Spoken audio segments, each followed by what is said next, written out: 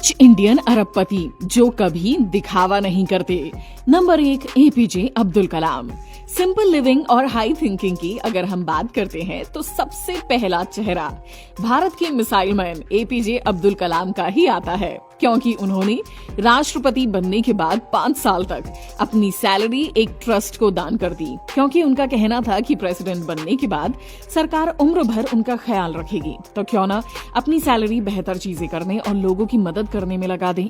इसलिए वो देश के गरीब लोगों की मदद करते थे, क्योंकि वो खुद ऐसे गरीब परिवार से थे जहां उन्हें बहुत सारी मुश्किलों का सामना करना पड़ा था। जब वो महज 8 साल के थे तब वर्ल्ड वॉर 2 की शुरुआत हुई थी। परिवार के मुश्किल हालात के कारण वो सुबह सुबह पेपर बांटा करते थे और दिन भर इमली के बीज जमा करके बेचते थे। पर सिर्फ इंसानों के लिए ही नहीं, उन्हें नेचर और जानवरों के लिए भी बहुत ज्यादा सहानुभूति थी। इसलिए वो चाहते थे कि राष्ट्रपति भवन में सोलर पैनल लगाए जाने चाहिए ताकि एनर्जी को बचाया जा सके। सपना साकार होने से पहले ही वो प्रेसिडेंट के रूप में 5 साल खत्म कर चुके थे, पर इसरो में काम करने और एक राष्ट्रपति होने के बावजूद वो अपने आप को आम आदमी ही समझते थे। इवेंट्स में कभी भी वीआईपी चेयर पर नहीं बैठा करते थे और साफ इनकार किया करते थे कि उनके पास तो कोई टीवी भी नहीं था। उनके बहुत कम सामान में उनकी बस कुछ किताबें थी, उनकी वीणा थी और कपड़े थे और एक सीडी प्लेयर, एक लैपटॉप था। सोचने की बात है, 300 करोड़ की नेटवर्थ होने के बावजूद भी अपनी जायदाद के तौर पर बस उन्होंने यही रखा हुआ था। ऐसी शख्सियत को दिल से सलाम। नंबर 2, रतन टाटा। रतन टाटा की नेटवर्थ 7,000 करोड़ रुपए है। जी हाँ, बिल्कुल सही सुना आपने। इसके बावजूद वो दुनिया के सामने एक जीती जागती मिसाल है। ऐसा क्यों हम आपको कह रहे हैं? इस तस्वीर में जो इंसान आपके सामने खड़ा है वो पहले उनकी कंपनी में ही काम करता था। रतन टाटा जी को बस एक खबर मिली कि पिछले 2 साल से वो इंसान बहुत ज्यादा बीमार है। बस फिर क्या था, रतन टाटा जी ने बिना किसी देरी किए मुंबई से पुणे चल दिए, वो भी बिना किसी सिक्योरिटी गार्ड के। भाई साहब, हम लोग जब बीमार पड़ते हैं तो हमारा बॉस तो हमें फोन भी नहीं करता, मैसेज पर हाउ आर यू लिखकर बस हालचाल पूछ लेता है। इतना कौन सा बॉस करता है, राइट? वो भी तब जब तुम्हारा बॉस रतन टाटा हो। पर उनके लिए कोई ये नई बात नहीं थी, क्योंकि वो इस कंपनी में काम करने वाले हर एम्प्लॉय को उनके नाम से जानते हैं, क्योंकि उनके लिए उनके एम्प्लॉयज की खुशी सबसे ज्यादा इम्पोर्टेंट है। जब 26/11 का अटैक हुआ था और उनके एम्प्लॉयज पर बहुत ज्यादा इफेक्ट पड़ा तो वो खुद सबके घर जाकर उनसे हालचाल पूछा करते थे और उनसे उनका दुख बांटते थे।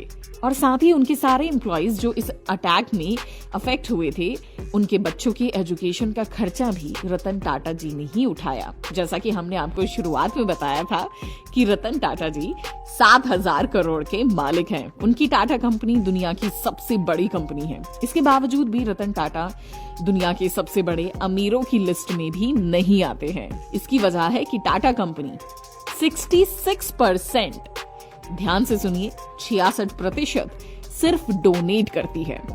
रतन टाटा अपनी पर्सनल इनकम का 60% हिस्सा भी डोनेट कर देते हैं।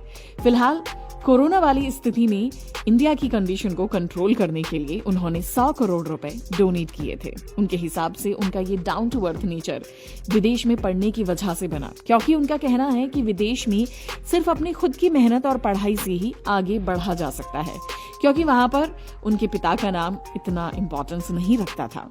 मानो या ना मानो, जब उन्होंने अपने पिता की कंपनी में काम करने की शुरुआत की तो वो कोई एमडी नहीं थे, वो एक नॉर्मल से कर्मचारी थे। नंबर 3, नाना पाटेकर। बॉलीवुड के सबसे बड़े स्टार्स में से एक नाना पाटेकर एक करोड़पति इंसान है। उसके बावजूद भी आज वो अपनी माँ के साथ एक 1 BHK फ्लैट में रहते हैं। वो हर एक पिक्चर के 1 से 2 करोड़ रुपए लेते हैं और हर ब्रांड इंडोर्समेंट का 1 करोड़ रुपए से कम नहीं लेते। उनकी नेटवर्थ 50 करोड़ रुपए है। तो ऐसा तो नहीं है कि वो एक अच्छा घर अफोर्ड नहीं कर सकते। फिर क्या माजरा है जो वो 1 BHK फ्लैट में रहते हैं? बात ये है कि फिल्म इंडस्ट्री में आने से पहले नाना पाटेकर एक गरीब फैमिली में अपनी जिंदगी गुजर बसर कर रहे थे। उनकी आधी जिंदगी गरीबी में बीती, जिसकी वजह से वो दिन में सिर्फ 35 रुपए कमाने के लिए रोड पर जेब्रा क्रॉसिंग पेंट करने का और रास्ते पर पोस्टर लगाने का काम किया करते थे। पर आज की तारीख में उनके पास इतने पैसे हैं कि वो अपनी पूरी जिंदगी ऐश के साथ बिता सकें। फिर भी आज वो अपनी खुद की 1995 की जीप या फिर ऑटो रिक्शा से ही सफर करना पसंद करते हैं। 2015 में उन्होंने नाम फाउंडेशन की भी शुरुआत की और 22 करोड़ रुपए जमा करके उन्होंने कई गांव में सिंचाई की व्यवस्था दुरुस्त की। 112 किसानों के घर गए और खुद उनसे मिले और कहा, अगर किसी भी चीज की आपको जरूरत हो तो मुझे बताइएगा, बस एक फोन कर दें। नाना की महानता यहाँ नहीं रुकती। 30 साल से वो अपनी कमाई का 90% हिस्सा गरीबों में दान करते आ रहे हैं। आप इनकी सिंपल फिलॉसफी को जानकर सुनकर अगर नाना के फैन नहीं भी हैं तो बन जाएंगे। उनका कुछ ऐसा कहना है कि शान शौकत, ये लग्जरी लाइफ, ये सब कुछ टेम्परेरी है जो एक न एक दिन चली जाएगी। जब ये चली जाएगी और इसके बिना जी पाना मुश्किल हो जाएगा, इसलिए मैंने कभी इसकी आदत ही नहीं लगाई, कभी खुद को अपनी जड़ों को भूलने नहीं दिया। सच में मान गए नाना पाटेकर को। नंबर 4, नारायण मूर्ति और सुधा मूर्ति। अब सबसे पहले जो लोग इनके बारे में नहीं जानते हैं, हम आपको बताते हैं नारायण मूर्ति के बारे में। सबसे बड़ी कंपनी इन्फोसिस के ये को फाउंडर हैं और पूर्व सीईओ हैं और उनकी बीवी सुधा मूर्ति एक ऑथर और सोशल वर्कर हैं। ये दोनों आज की इस वीडियो के सबसे अमीर लोग हैं, लेकिन इनको देखकर आपको बिल्कुल नहीं लगेगा कि भाई ये 17,000 करोड़ रुपए के मालिक हैं। वाओ, इनके कामों के लिए हमें अलग से वीडियो बनानी पड़ जाएगी, ये इतने महान हैं। सबसे पहले तो यह आएगा कि नारायण और सुधा मूर्ति ने मिलकर 70,000 से भी ज्यादा लाइब्रेरी खोली है और जिन लोगों के घर तूफानों में उजड़ गए थे, इन्फोसिस फाउंडेशन की मदद से उन लोगों के लिए 2300 घर भी बनवाए हैं। दरअसल आपको बता दें कि कर्नाटका के कोडागु डिस्ट्रिक्ट में जब बहुत ज्यादा तूफान आया था तो बहुत सारे लोगों के घर उस तूफान में बह गए। उस समय सुधा मूर्ति और नारायण मूर्ति ने पीड़ित परिवारों के लिए 25 करोड़ रुपए दान किए थे। अभी इस कोरोना महामारी में भी उन्होंने 150 करोड़ से ज्यादा डोनेट किए और साथ ही कई हॉस्पिटल्स में पीपीई किट भी डोनेट की। लेकिन सबसे ज्यादा दिल जीतने वाला काम किसी ने किया है तो वो किया है सुधा मूर्ति ने, जो सेक्स वर्कर्स और ट्रांसजेंडर लोगों को उनके अधिकार प्रदान कराने के लिए दिन रात काम कर रही हैं। इसलिए उन्होंने अब तक 3000 से भी ज्यादा औरतों की जिंदगी बदल दी है।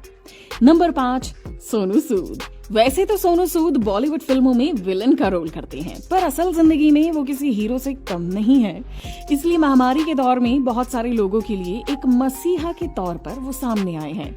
इस पैंडेमिक की शुरुआत में जब सरकार ने अचानक से सब जगह लॉकडाउन लगा दिया था तो काफी लोग अपने घरों से दूर बड़े बड़े शहरों में अटक गए थे और अपने घर नहीं लौट पा रहे थे। साथ ही ट्रेन, बस और सभी ट्रांसपोर्ट बंद होने की वजह से वो अपने घर जाने में असमर्थ थे। शहरों में बिना काम किए उनके लिए रहना बहुत ज्यादा मुश्किल हो रहा था। खाने पीने तक की समस्या आने लगी और कई लोग तो पैदल ही अपने घरों के लिए निकल दिए।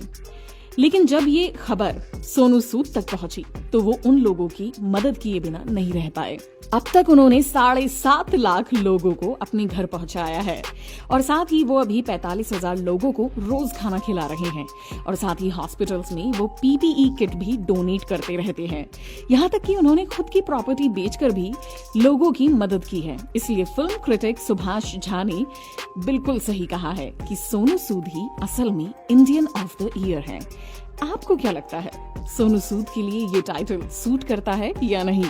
हमें हमारी कमेंट सेक्शन में कमेंट करके जरूर से बताइए और इस वीडियो को लाइक एंड शेयर जरूर से करें।